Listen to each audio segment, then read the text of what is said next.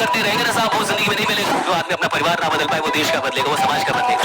गरीब आदमी वो होता है जिसको छुट्टी बहुत चाहिए, एग्जामिनेशन में बैठ के एग्जाम नहीं निकलता। और याद रखिएगा कि अगर आप किसी को उपलब्धियों में हराना चाहते हैं तो सबसे पहले उसे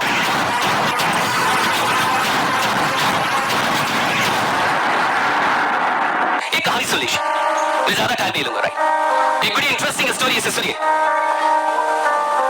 हरियाणा के अंदर एक बच्चे का जन्म होता है और उसका जन्म होता है, वो 3 बहनें उसकी पहले से थी, वो चौथा, यानी परिवार में 4 बच्चे हो गए, 3 बहनें और एक भाई। उसके पिताजी एयरफोर्स में नौकरी करते थे, सब कुछ बढ़िया चल रहा था।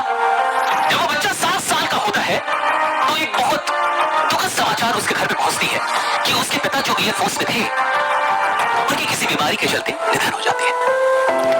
तो 7 साल का जब वो बच्चा था तो उनके पिता का निधन हो जाता है, और पिता का निधन मतलब यानी जिंदगी ने आपसे एक बहुत बड़ी चीज छीन ली। इन लोगों के पिता नहीं है, वो जानते इस बात को। तो जिंदगी ने एक बहुत बड़ी चीज, एक बहुत बड़ी शक्ति छीन ली।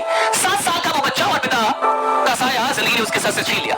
माँ 3 बच्चियां, 1 बच्चा। राइट, माँ उनको कैसे भी करके पालती है, पोसती है, बड़ा करती है, और बच्चा पहुंच जाता है इंटरमीडिएट में। बहुत सारे लोग यहाँ होंगे जो इंटरमीडिएट में होंगे, और वो कॉमर्स की पढ़ाई कर रहा था, सब कुछ बढ़िया चल रहा था, और 2014 या 15 में से तो एक शाम उस शाम उसका रोड एक्सीडेंट होता है, और एक ट्रॉली ट्रैक्टर जो होता है सीमेंट की, उससे उसका एक्सीडेंट होता है, बहुत लंबा वो खींचा जाता है, और उस एक्सीडेंट में वो हमेशा के लिए अपना एक पैर गंवा देता है। अब देखिए, वही एक लड़का था, 3 बहनें पहले से थी, माँ थी, सब कुछ उसी में था कि वही कुछ करेगा। और जो इंसान अपना शरीर का, कोई भी शरीर का जब अंग जाता है तो सिर्फ अंग नहीं जाता, आपकी एक आइडेंटिटी चली जाती है। Right, it's very tough. ये शारीरिक तौर पे कम चुनौतीपूर्ण है, मानसिक तौर पे बहुत ज्यादा चुनौतीपूर्ण है ये।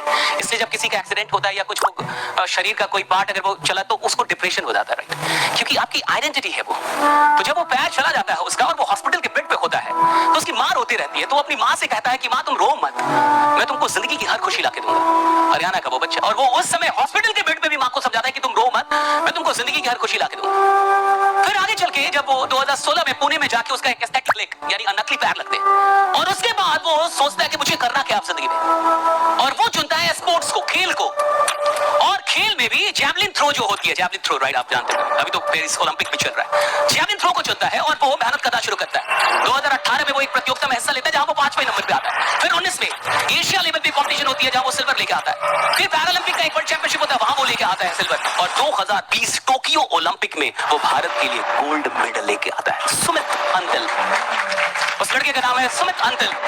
उनके साथ हादसा किया, वो छीन लिया, लेकिन फिर भी उस चुनौती को स्वीकार करके वो भारत के लिए गोल्ड लेके आए।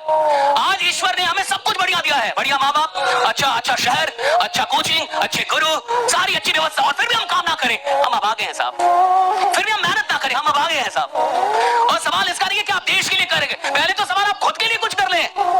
देश के लिए तो बहुत बड़ा है सोचना कि मैं देश के लिए कुछ बड़ा कर पाऊं, मैं समाज के लिए, पहले